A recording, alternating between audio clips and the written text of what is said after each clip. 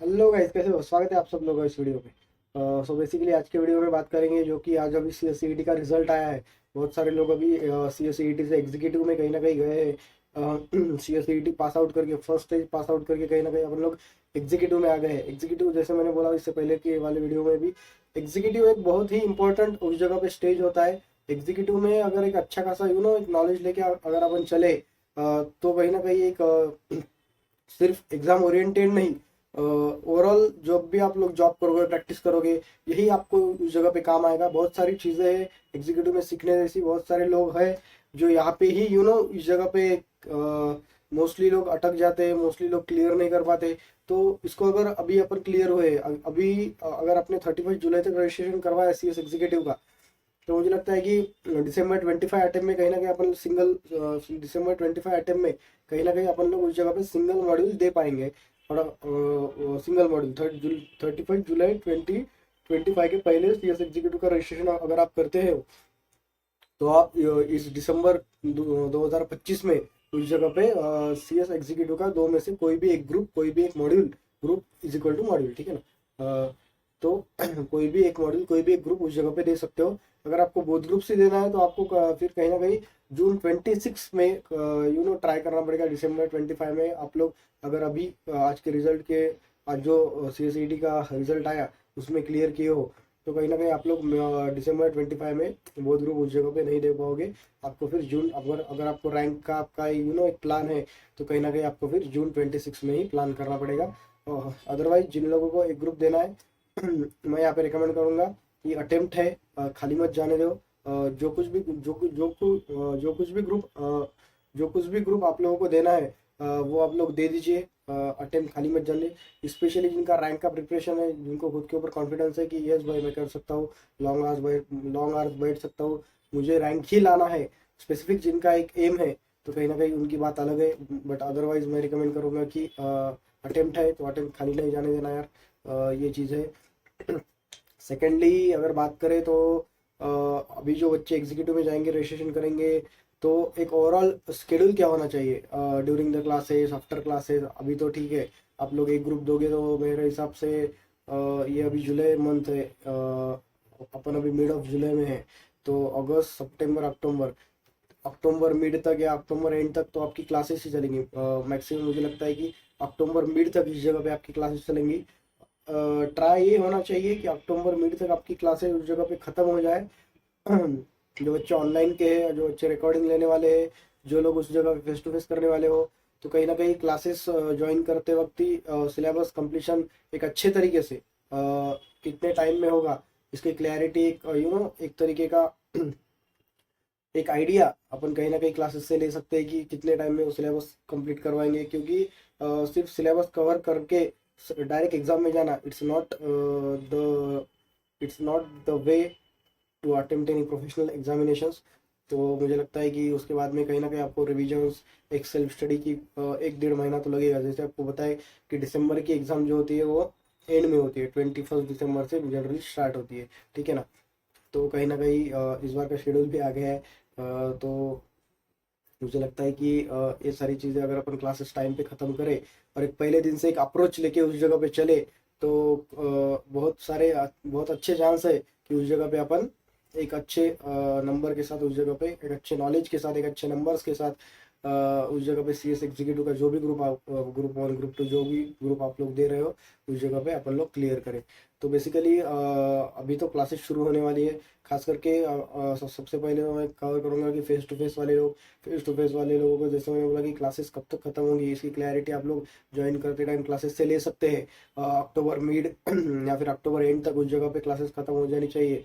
ये एक standard time हो सकता है कि उसके बाद में एक इनफ टाइम आपके लिए 1-1.5 महीना रहेगा, एक 45-50 दिन, जिसमें आप एक सेल्फ स्टडी कर सके। तो मुझे लगता है कि अक्टूबर एंड तक, दिवाली के बाद में, दिवाली इस बार 20-24 अक्टूबर, 20-25 अक्टूबर के आसपास है, तो अक्टूबर एंड तक कहीं ना कहीं मुझे लगता है कि अक्टूबर मिड से अक्टूबर एंड तक कहीं ना कहीं आप लोगों की क्लासेस उस जगह पे खत्म हो जानी चाहिए। ड्यूरिंग द क्लासेस खास करके फेस टू फेस वाले तो लेक्चर स्पीड से भगा नहीं सकते, उस जगह पे फास्ट नहीं कर सकते, तो उनको तो अच्छी तरीके से उनके लेक्चर्स होंगे। बस लेक्चर में जब हम बैठते हैं तो कहीं ना कहीं जो कुछ भी पढ़ा रहे हैं उसके ऊपर एक अच्छा खासा कंसंट्रेशन करके उस जगह पे ध्यान दे के सारी चीज़ें करना। अननेसेसरी एक ट्राई होना चाहिए कि अननेसेसरी क्लास बंक ना हो, क्योंकि क्या होता है ना कि अननेसेसरी बंक हुई फिर मुझे मालूम है कि आपको रिकॉर्डिंग्स मिलती है, पर घर पे जाके वो देखना नहीं होता। जो एक फैक्ट है, घर पे जाके आप लोग देखते भी नहीं, और फिर घर पे जाके देखना नहीं होता। सुबह 7 से लेके अगर आप बहुत ग्रुप की क्लासेस अगर कर रहे हो, एक ग्रुप की भी कर रहे हो, तो एक 5-6 घंटे 7-8 घंटे क्लास ही चलती है। तो उसके बाद में घर पे आके जो कुछ भी क्लास में पढ़ा है उसको अपन को पढ़ना होता है, फिर फ्रेश होना, खाना खाना, सारी चीज़ें हैं। बहुत सारे लोग हैं उनको जिम जाने का होता है, बहुत सारी चीज़ें। क्लास जनरली जल्दी सुबह स्टार्ट होती है 7 से 8 बजे की, अगर आप कहीं भी क्लासेस लगाते हो तो एक ये रहता है। तो अननेसेसरी सिर्फ कहने का मतलब इतना ही कि अननेसेसरी क्लास को बंक मत कीजिए। आपको ही वो रिकवर करने में उस जगह पे दिक्कत जाएगी। खास स्पेशली जो कुछ भी अकाउंट्स के लेक्चर है, जो कुछ भी अभी आपको उस जगह पे डिस्क्रिप्टिव है, CAFM। अगर आप ग्रुप 1 दे रहे हो, सेकंड ग्रुप दे रहे हो, तो टैक्स उसमें है, पूरा वो डिस्क्रिप्टिव है। कहीं ना कहीं आप लोगों को हट जाएगा बाद में उस जगह पे प्रॉब्लम सॉल्व करने में, ये करने में। तो कहीं ना कहीं मुझे लगता है कि एक प्रैक्टिकल सब्जेक्ट जो है, कहीं ना कहीं उनको आपको अकेले में सॉल्व करने में हट जाएगा। जहाँ तक बात है रिकॉर्डिंग्स देखने की, तो वो भी आपसे घर पे आके टाइम कम मिलता है। तो ये सारी चीज़ें हैं। जहाँ तक ड्यूरिंग द क्लासेस की बात करें, तो मुझे लगता है कि रोज का जो क्लास अननेसेसरी, जैसे मैंने बोला, बंक नहीं करना है। और रोज का जितना भी क्लास में हुआ है कंसंट्रेशन के साथ पढ़ना है। घर पे आके बस उतना ही एक बार रिवीजन करना है। 20 मिनट आधा घंटा मैक्स टू मैक्स लगेगा घर पे आने का, फ्रेश होने का, खाना खाने का। उसके बाद में घर पे आके लगे बुक लेके बैठ गए, तो वो इफिशियंसी नहीं, मेरे हिसाब से नहीं रहेगी। अगर आप 6 बजे भी घर पे आते हो, अभी तो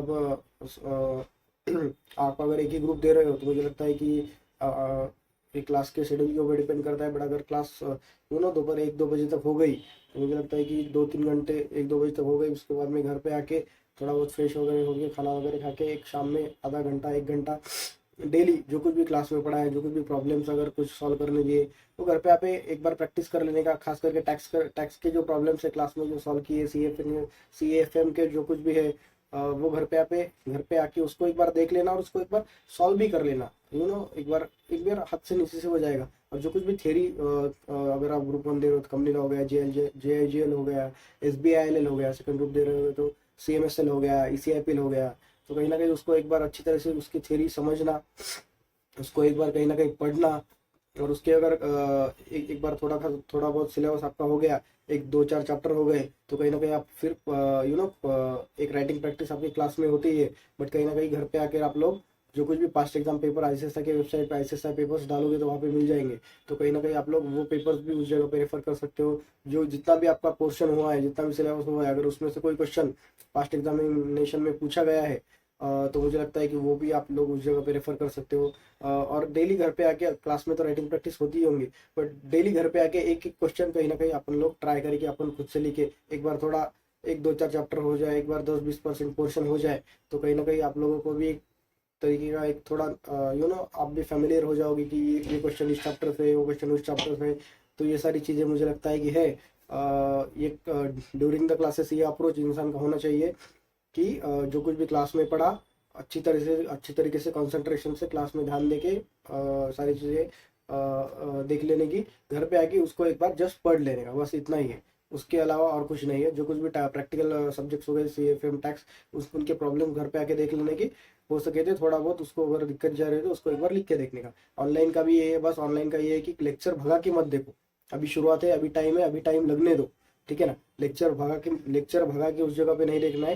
लेक्चर 1.25 अगर वो एडजस्ट होता होगा तो 1.34, या फिर डायरेक्ट 1.5 होता होगा, तो बस उतना ही, उससे आगे नहीं जाना है। अगर 1.5 में भी नहीं समझ रहा, तो उसकी स्पीड कम करो। अभी टाइम है, टाइम लगने दो। अभी टाइम लगा है, अच्छा है। बाद में टाइम नहीं लगेगा, बाद में अटेम्प्ट्स नहीं लगेंगे, ठीक है ना। सो कंसेप्चुअल क्लैरिटी सबके लिए है, face to face be it online. Online वाले जो कि भगा के लेक्चर देखते हुए, उनके पास एक ऑप्शन है। तो कहीं ना कहीं भगा के लेक्चर नहीं देखना है, अच्छी तरीके से कंसेप्ट क्लैरिटी करना है। एंड फिर वही क्लासेस होने के बाद आधे घंटे में उसको एक बार रिवाइज कर लेना है। राइटिंग प्रैक्टिस क्लास में तो होती है, अच्छी तरीके से वो आंसर लिखने फेयर में, जैसे अपन एग्जाम में लिखते हैं वैसे।